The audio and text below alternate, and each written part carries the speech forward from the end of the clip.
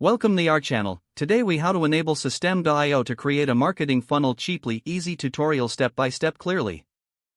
To create a marketing funnel using System.io, start by signing up for a free account on their website. Visit System.io and click on the Get Started button.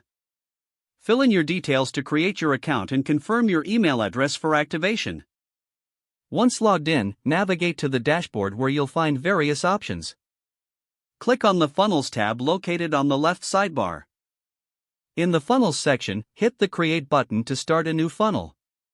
Choose a goal for your funnel, such as creating sales, generating leads, or hosting webinars. Give your funnel a descriptive name to easily identify it later.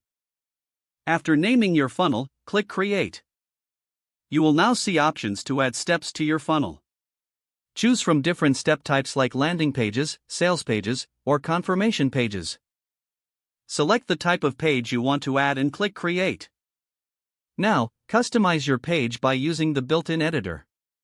You can add elements like text, images, and buttons simply by dragging them onto your page. Once you're satisfied with the design, save your changes. Continue adding necessary steps to your funnel by repeating the process.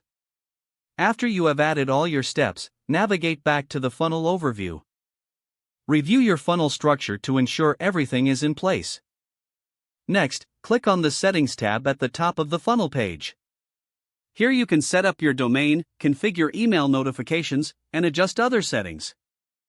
Make sure to integrate any necessary payment processors or email services. Once everything is configured, it's time to test your funnel. Preview each page to ensure links and forms work correctly.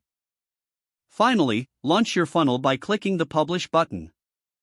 Your marketing funnel is now ready to attract leads and drive sales. If the page does not load, refresh the browser or try again in a private or incognito window. Make sure you are using the correct email address, then retype it carefully to avoid small typos.